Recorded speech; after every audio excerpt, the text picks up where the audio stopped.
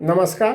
मेरे इस knowledge world YouTube channel पर एक बार पुनः आप सभी का स्वागत है।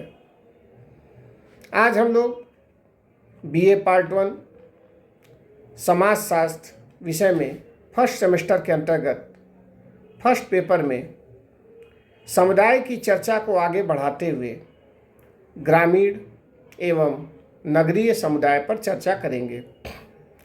जैसा कि मैंने अपने पिछले वीडियो में समुदाय पर चर्चा की थी, समुदाय क्या होता है, समुदाय के अर्थ क्या है, समुदाय के तत्व क्या हैं, समुदाय की क्या विशेषताएं हैं या उसके क्या लक्षण हैं, और साथ ही सीमावर्ती समुदायों की क्या स्थिति है, इस पे हम लोगों ने विस्तार से चर्चा की थी। आज का हमारा यह वीडियो इसी कड़ी में समुदाय में ग्रामीण एवं नगरीय समुदाय पर आधारित है। तो चलिए हम लोग प्रारंभ करते हैं ग्रामीण एवं नगरीय समुदाय। जैसा कि हम जानते हैं कि ग्रामीण समुदाय और नगरीय समुदाय सामान्य रूप से इस आधार पर कह सकते हैं कि ग्रामीण क्षेत्र में निवास करने वाले समुदाय को ग्रामीण समुदाय और नगरीय क्षेत्र में निवास करने वाले समुदाय को नगरीय समुदाय कहा जा सकता है। लेकिन जब हम समाजशास्त्र की दृष्टि से देखते हैं तो इसको हमें एक अन्य तरीके से देखना होगा।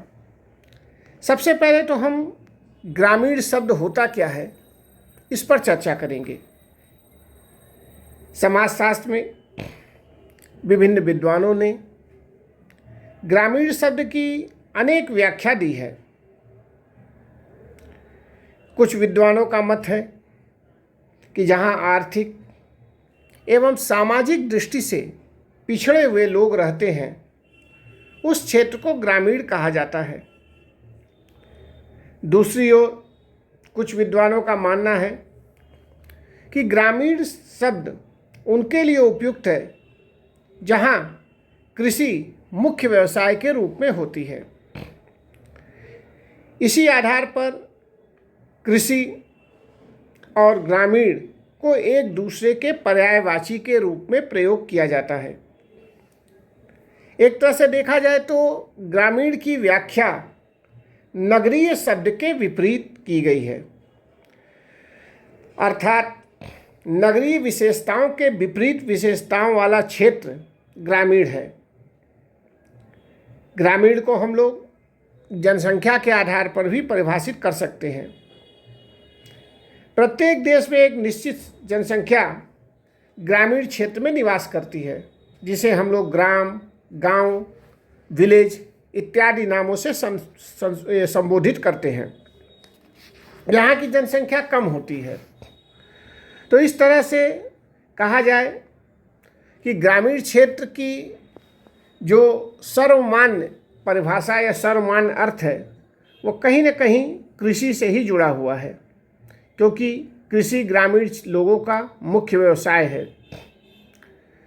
परंतु इस बात से हम इनकार नहीं कर सकते कि कई ग्रामीण क्षेत्र ऐसे भी हैं जहाँ पे व्यवसाय शिकार, कंदमूल, मछली मारना, मुर्गी पालन इत्यादि है। कई ग्रामों में लोग कुटीर व्यवसायों के द्वारा भी जीवन यापन करते हैं। अतः कृषि को ही ग्रामीण के निर्धारण का एकमात्र आधार नहीं माना जा सकता। अतः एक तरह से कहा जा सकता है कि ग्रामीण शब्द अगर वास्तव में देखें तो उसके प्राकृतिक पर्यावरण के संबंध के साथ पर निर्भर है। के.एन. श्रीवास्तव ने भी ग्रामीण एवं नगरीय की व्याख्या मनुष्य और उसके प्राकृतिक पर्यावरण के बीच अंतःक्रिया के आधार पर की है। मानव समुदाय और प्राकृतिक पर्यावरण के बीच प्रत्यक्ष और अप्रत्यक्ष, घनिष्ठ और शिथिल संबंध हो सकते हैं। ग्रामीण अवस्था में मनुष्य का प्रकृति के साथ निकट और प्रत्यक्ष संबंध होता है। इस तरह हम देखते हैं कि ग्रामीण शब्द का प्रकृति के साथ घनिष्ठ संबंध है और इसी आधार पर ग्रामीण शब्द की उचित व्याख्या की जा सकती है। संक्षेप में कहा जाए तो ग्रामीण शब्द के प्रयोग में जो मुख्य बातें हैं वो है प्रकृति के साथ प्रत्यक्ष संबंध, सीमित आकार, घनिष्ठ और प्राथमिक संबंधों की प्रधानता, कृषि द्वारा जीवन यापन तथा जनसंख्या का कम होना।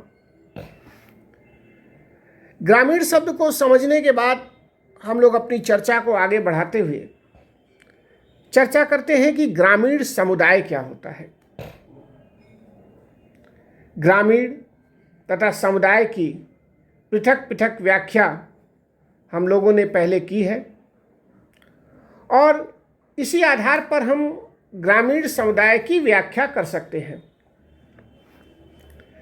ग्रामीण समुदाय ऐसा समुदाय है जो प्रकृति पर प्रत्यक्ष रूप से निर्भर है, जिसका एक निश्चित स्थान है, जिसकी आजीविका प्रकृति से उत्पन्न हुई वस्तुओं से चलती है। गैरिल और एलरिज लिखते हैं कि ग्रामीण समुदाय के अंतर्गत संस्थाओं और ऐसे व्यक्तियों का संकलन होता है जो छोटे से केंद्र के चारों ओर संगठित होते हैं। वास्तव में ग्रामीण समुदाय को और अधिक स्पष्ट तरीके से समझने के लिए हमें ग्रामीण समुदाय की विशेषताओं को समझना होगा। ग्रामीण समुदाय की विशेषताओं को हम निम्नलिखित आधार पर देख सकते हैं, जिसमें पहली विशेषता है जीवन यापन प्रकृति पर निर्भर। ग्रामीण समुदाय के लोगों का जीवन कृषि, पशुपालन, शिकार, मछली मारने, भोजन संग्रह करने इत्यादि की क्रियाओं पर निर्भर है। इन सब कार्यों के लिए व्यक्ति को प्रकृति के साथ प्रत्यक्ष संबंध स्थापित करना होता है। भूमि, मौसम, जंगल ये सब प्रकृति के ही अंग हैं। इन्हीं मौसम के अनुसार व्यक्ति अपने को ढालता है और व्यवसाय की प्रकृति को प्रभावित करने में प्राकृतिक अवस्थाओं का महत्वपूर्ण स्थान होता है।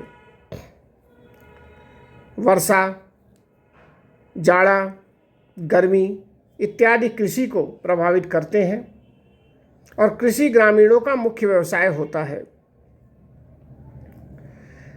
ग्रामीण समुदाय की जो एक अन्य विशेषता है वह है समुदाय का छोटा आकार। प्रकृति पर प्रत्यक्ष निर्भरता होने के कारण इनके समुदाय का आकार छोटा होता है, क्योंकि कृषि कार्य अथवा पशुपालन में जीवन यापन के लिए प्रति व्यक्ति भूमि की मात्रा अधिक चाहिए, अन्यथा सभी लोगों का जीवन निर्वाह संभव नहीं हो पाता है। अतः ऐसी स्थिति में उन्हें एक स्थान को छोड़कर दूसरी जगह जाना पड़ता है। तो इसलिए ग्रामीण समुदाय में अधिक भूमि की आवश्यकता होती है और जनसंख्या वहाँ की कम होती है। ग्रामीण समुदाय के इस छोटे आकार के कारण ही स्मिथ जैसे समाजशास्त्री ग्रामीण समुदाय और लघु समुदाय को एक दूसरे का पर्यायवाची मानते हैं। तीसरी जो विशेषता है वो है कम जनसंख्या, जिसका कि अभी हमने दूसरे विशेषता में थोड़ा उल्लेख किया था। जैसा कि हम देखते हैं कि गांव में प्रति वर्ग किलोमीटर जनसंख्या का अनुपात नगरों की तुलना में कम होता है। ग्रामीण लोगों के पास प्रति व्यक्ति भूमि अधिक होती है, क्योंकि कृषि कार्य एवं पशुपालन इसके अभाव में संभव नहीं है। जनसंख्या के कम घनत्व के कारण ही ग्रामीण क्षेत्र घनी बस्ती की समस्याओं से नहीं जूझते और प्रायः वो इससे मुक्त रहते हैं। चौथी जो विशेषता है वो है समरूपता या सजातीयता। ग्रामीण समुदाय के लोगों के सामाजिक, आर्थिक, राजनैतिक, सांस्कृतिक जीवन में हमें एक रूपता दिखाई देती है। उनके व्यवसाय, भाषा, धर्म, रीति रिवाज इत्यादि और जीवन के प्रति जो उनका दृष्टिकोण होता है वह सामान्यतः समान होता है। ग्रामीण समुदाय की जो एक अन्य विशेषता हम देखते हैं वो है उनका सरल एवं सादा जीवन। ग्रामीण लोगों का जो जीवन होता है वो काफ़ी सरल और सादा होता है।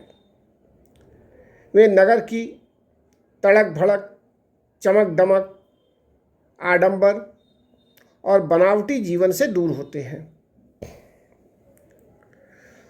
उन लोगों की आय भी इतनी नहीं होती कि वे ज़रूरत की चीज़ों के अतिरिक्त आडंबर पर खर्च कर सकें।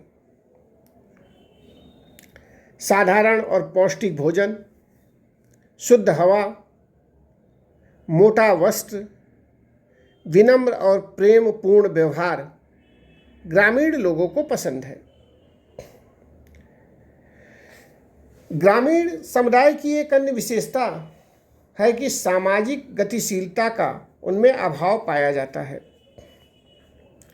ग्रामीण समाज या ग्रामीण समुदाय अपेक्षाकृत स्थिर समाज होता है। उनमें हम गतिशीलता नहीं देखते। अगर हम उदाहरण में देखें तो वे घड़े में भरे हुए पानी की तरह स्थिर और शांत होते हैं और सामान्य रूप से वे परिवर्तन के प्रति उदासीन होते हैं। वो यथास्थितिवादी होते हैं कि जैसा जीवन चल रहा है उसमें वो खुश रहते हैं और उसमें परिवर्तन करने के बहुत इच्छुक नहीं होते। ग्रामीण समुदाय की एक अन्य विशेषता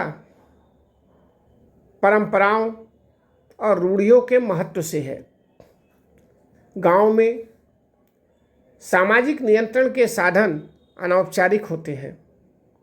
धर्म, प्रथाएं, परंपराएं, रूढ़ियाँ उनके जीवन को नियंत्रित करती हैं। उनके दैनिक जीवन की अनेक क्रियाएं धर्म से ही प्रारंभ होती है और धार्मिक विश्वासों एवं क्रियाओं के साथ ही समाप्त हो जाती है। पाप पुण्य, स्वर्ग नरक, धर्म कर्म, अच्छाई बुराई की भावनाएं उनके जीवन को प्रभावित करती है। वे उन्हें तोड़ने या उनके स्थान पर नवीन कानूनों की स्थापना की बात नहीं सोचते। एक तरह से कहा जाए तो ग्रामीण समुदाय कहीं न कहीं अंधविश्वासी होता है और वे उसका पालन करते हैं। ग्रामीण समुदाय की जो एक अन्य विशेषता है वो है सामुदायिक भावना। हम जैसा कि जानते हैं कि गांव नगरों की अपेक्षा छोटा होता है, अतः वहाँ के लोगों में अपने गांव के प्रति लगाव और हम की भावना पाई जाती है। ग्रामीण लोग सारे गांव को अपना समझते हैं। बाढ़, अकाल, महामारी इत्यादि संकटकालीन अवसरों पर गांव के लोग सामूहिक रूप से इन संकटों का मुकाबला करते हैं। अब इसी आधार पर हम थोड़ी चर्चा भारतीय ग्रामीण समुदाय की विशेषताओं पर कर लेते हैं। जहाँ तक हम जानते हैं कि भारत एक ग्रामीण या ग्राम प्रधान देश है और जिसकी अधिकांश जनसंख्या गांव में ही निवास करती है। हमने ग्रामीण समुदाय की जिन विशेषताओं की चर्चा की है वे भारतीय समाज या भारतीय ग्रामीण समाज में तो पाई जाती है, किंतु कुछ ऐसी विशेषताएं हैं जो हमें केवल भारतीय गांव में ही दिखाई देती हैं। ऐसी विशेषताओं में जो सबसे पहली विशेषता है वह है संयुक्त परिवार। भारतीय गांवों की एक सर्वप्रमुख विशेषता यह है कि इन गांवों में संयुक्त परिवारों की प्रधानता होती है। इनका भोजन, संपत्ति, पूजा पाठ इत्यादि साथ साथ होता है और ऐसे परिवारों का संचालन परिवार के वयोवृद्ध व्यक्ति द्वारा होता है। वही परिवार का मुखिया होता है। एक तरह से कहा जाए तो संयुक्त परिवार प्रणाली भारत में अति प्राचीन है। दूसरा, कृषि मुख्य व्यवसाय। भारतीय ग्रामों में निवास करने वाले लोगों का मुख्य व्यवसाय कृषि है। आज भी भारत में 70 से 75% तक लोग प्रत्यक्ष अथवा अप्रत्यक्ष रूप से कृषि के द्वारा ही अपना जीवन यापन करते हैं। लेकिन इसका तात्पर्य यह नहीं है कि गांव में अन्य व्यवसाय नहीं है। गांव में अन्य व्यवसाय हैं, लेकिन मुख्य व्यवसाय आज भी कृषि ही है। तीसरा जो विशेषता है भारतीय ग्रामीण समुदाय की वह है जाति प्रथा। जाति प्रथा भारतीय संस्कृति की एक मुख्य विशेषता है। जाति के आधार पर गांव में भी सामाजिक विषमता दिखाई देती है। जाति को हम एक सामाजिक संस्था और समिति दोनों मान सकते हैं। जाति की सदस्यता जन्म से ही निर्धारित हो जाती है और प्रत्येक जाति का एक परंपरागत व्यवसाय होता है।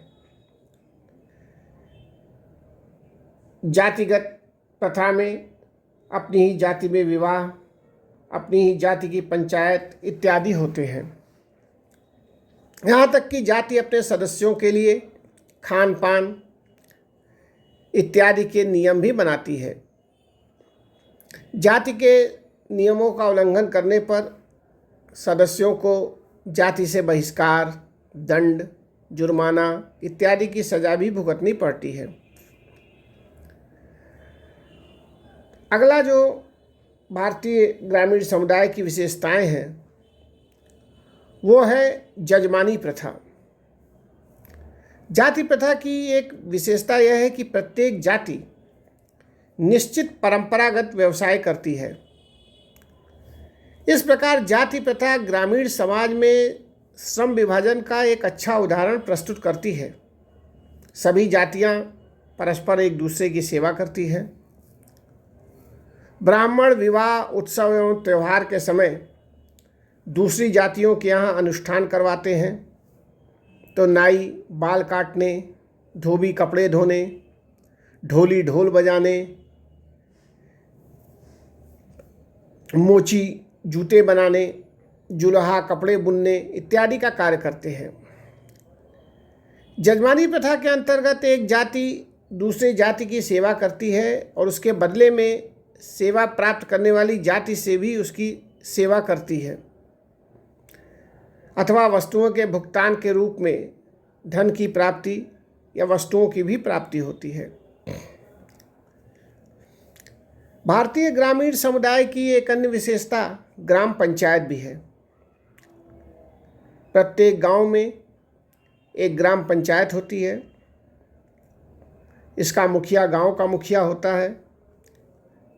ग्राम पंचायत व्यवस्था भी प्राचीन काल से भारत में विद्यमान थी और अब तो पंचायती राज व्यवस्था को 73वें संविधान संशोधन के द्वारा संवैधानिक दर्जा भी प्राप्त हो चुका है।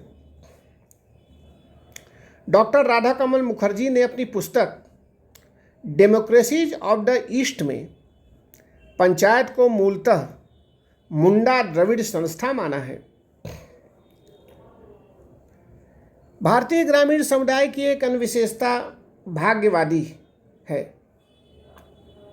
और ये प्रायः गांव में ही नहीं, हम शहरों में भी देखते हैं कि भारत के निवासियों में भाग्य के प्रति ज़्यादा विश्वास है। उनका मानना है कि व्यक्ति चाहे कितना भी प्रयत्न करे किंतु उसे मिलता उतना ही है जितना उसके भाग्य में लिखा है। यहाँ तक कि उनके इस विश्वास को हम तुलसीदास जी के द्वारा रचित रामचरितमानस में भी देख सकते हैं, जिसमें उन्होंने लिखा था, होइए वही सो जो राम रचि राखा, को करी तर्क बड़ा वही शाखा। अर्थात होगा वही जो ईश्वर ने निर्धारित कर रखा है, तो हम आपस में तर्क करके विवाद को क्यों बढ़ावा दें। इसके अलावा भारतीय ग्रामीण समुदाय की विशेषता सरल एवं सादा जीवन, सामाजिक समरूपता इत्यादि के रूप में हम देखते हैं। यहाँ तक कि भारतीय ग्रामीण समुदाय में हम स्त्रियों की निम्न स्थिति भी देखते हैं। अशिक्षा भी भारतीय ग्रामीण समुदाय की एक प्रमुख विशेषता है। तो इस तरह हम देखते हैं कि भारतीय ग्रामीण समुदाय एक सामुदायिक एकता के रूप में विद्यमान रहे हैं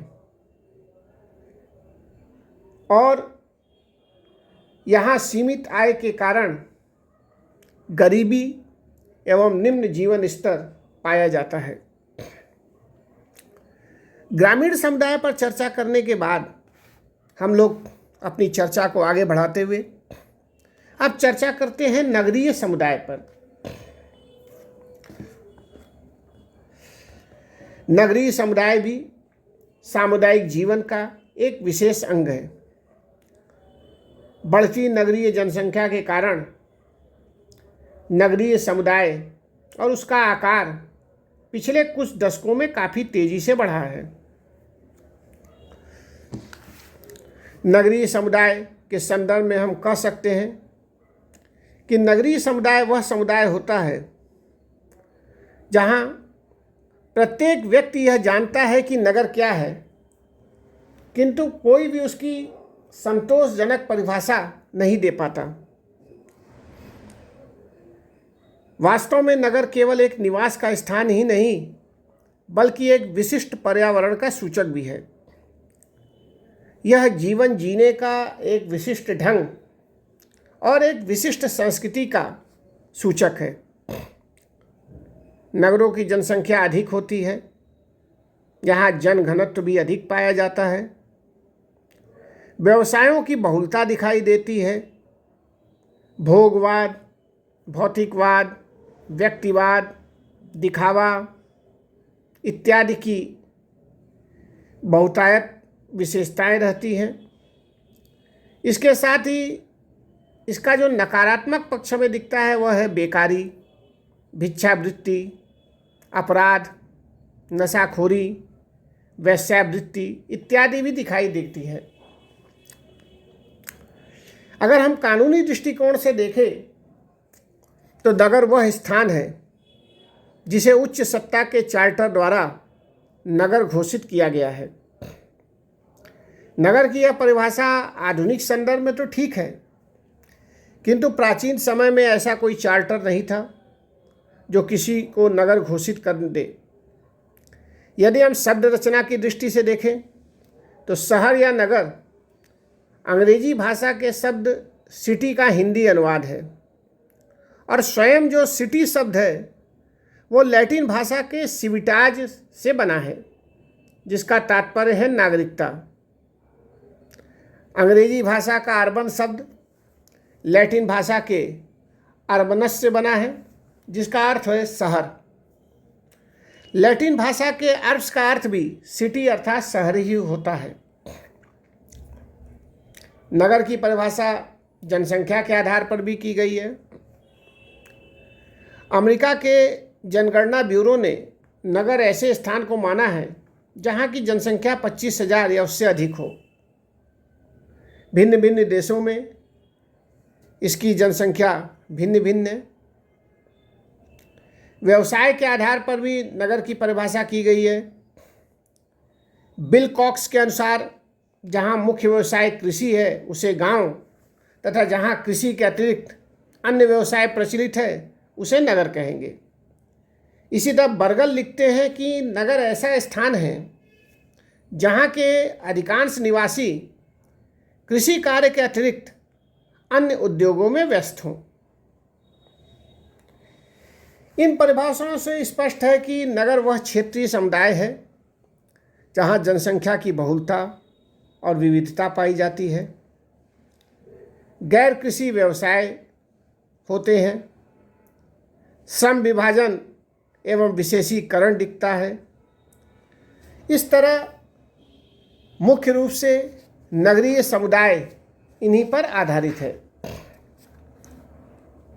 अब हम लोग नगरीय समुदाय की कुछ विशेषताओं पर भी चर्चा कर लेते हैं। नगरीय समुदाय की विशेषताओं में जो सबसे पहली विशेषता है वह है जनसंख्या की बहुलता। जैसा कि हम लोग देखे हैं कि नगरों की जनसंख्या प्रायः बहुत अधिक होती है। भारत में तो ऐसे ऐसे नगर हैं जहाँ की जनसंख्या 50 लाख 1 करोड़ के लगभग है। तो ये कहीं न कहीं अधिकांश जनसंख्या की बहुलता के आधार पर नगरों को देखा जाता है। जनसंख्या की बहुलता के साथ साथ जो दूसरी विशेषता है वह है जनसंख्या की भिन्नता। नगरीय समुदायों में हम विभिन्न धर्मों, मतों, संप्रदायों, जातियों, वर्गों, भाषाओं इत्यादि से संबंधित लोगों को निवास करते हुए देखते हैं। इसी कारण शहरी लोगों के रहन सहन, प्रथाओं, परंपराओं, वेशभूषा, जीवन स्तर इत्यादि में भिन्नता दिखाई देती है। नगरीय समुदाय की एक अन्य विशेषता व्यवसायों की बहुलता एवं भिन्नता है। जैसा कि हम देखते हैं कि नगरीय समुदायों में कार्यों की बहुलता होती है। वहाँ अनेक प्रकार के व्यवसाय पाए जाते हैं। जैसे उदाहरण के तौर पर सिगरेट, माचिस, दवाएं, कपड़ा, चमड़ा, ऊन, मशीन निर्माण, प्लास्टिक, बारूद, सीमेंट, लकड़ी, लोहा, ईंट, कागज, रेस्टोरेंट, होटल इत्यादि हजारों प्रकार के व्यवसाय शहरों में देखने को मिलते हैं। नगरीय समुदाय की एक अन्य विशेषता श्रम विभाजन एवं विशेषीकरण भी है। नगरीय समुदाय में हमें कार्य का बंटवारा देखने को मिलता है। यहाँ व्यक्ति अलग अलग व्यवसायों में लगे होते हैं। साथ ही एक व्यक्ति किसी एक ही कार्य का विशेषज्ञ होता है। श्रम विभाजन और विशेषीकरण के कारण पारस्परिक निर्भरता भी दिखाई देती है। नगरीय समुदाय का एक अन्य लक्षण कृत्रिमता या बनावटीपन है। हम लोग देखते हैं कि नगरीय लोगों का जीवन आडंबर युक्त एवं बनावटी होता है। वे दिखावे में अधिक विश्वास करते हैं। नगरीय समुदाय की एक अन्य विशेषता गतिशीलता है। नगरीय समुदाय में सामाजिक एवं भौगोलिक गतिशीलता अधिक पाई जाती है। शहरी लोग एक स्थान छोड़कर लाभ के लिए अन्य स्थानों पर भी जाने को तैयार रहते हैं। उनमें स्थान के प्रति कम लगाव होता है। नगरीय समुदाय की एक अन्य विशेषता व्यक्तिवादिता है। नगरीय समुदाय में सामूहिक एवं सामुदायिक जीवन की अपेक्षा व्यक्तिवादी दृष्टिकोण अधिक पाया जाता है। प्रत्येक व्यक्ति समुदाय की अपेक्षा स्वयं की अधिक चिंता करता है। नगरीय समुदाय की एक अन्य विशेषता सामाजिक समस्याओं को लेकर भी है। वर्तमान में नगरीय समुदाय में अपराध, बाल अपराध, वेश्यावृत्ति, बेकारी, गंदी बस्तियां, निम्न स्वास्थ्य, कुपोषण, प्रदूषण, बीमारी इत्यादि अनेक समस्याएं दिखाई देती हैं।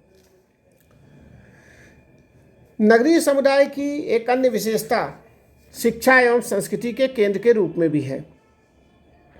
नगरीय समुदाय में विभिन्न प्रकार की शिक्षण संस्थाएं, विद्यालय, महाविद्यालय, विश्वविद्यालय, प्रशिक्षण संस्थान इत्यादि होते हैं।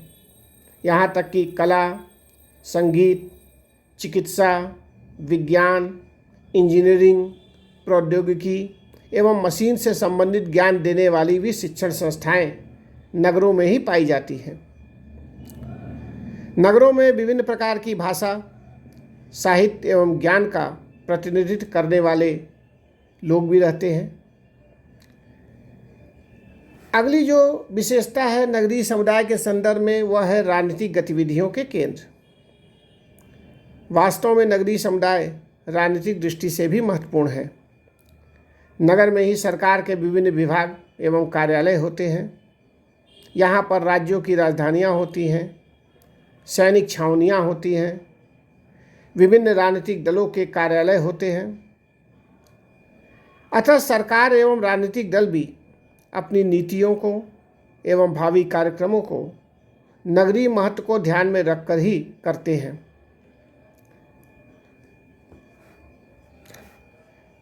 नगरीय समुदाय की जो एक अन्य विशेषता है वह है स्वास्थ्य एवं मनोरंजन की सुविधा। नगरीय समुदायों में चिकित्सा एवं दवाओं की सुविधा होती है।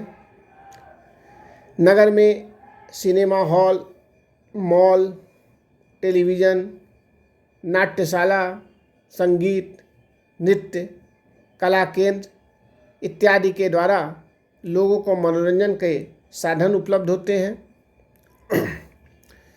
इसके अतिरिक्त बाग बगीचे, उद्यान, खेलकूद के स्टेडियम इत्यादि सुविधाएं भी उपलब्ध होती हैं।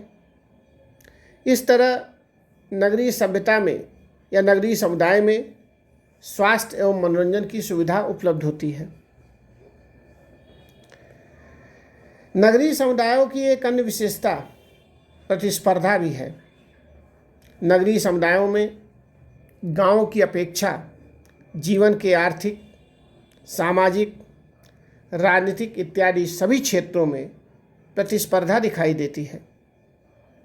प्रत्येक व्यक्ति जीवन को आगे बढ़ाने के लिए एक अंधी दौड़ में भागता हुआ दिखाई देता है। नगरों में इसके अतिरिक्त यातायात एवं अन्य संदेश वाहन की सुविधाओं की बहुलता होती है। नगरों में फैशन के प्रति भी लगाव होता है।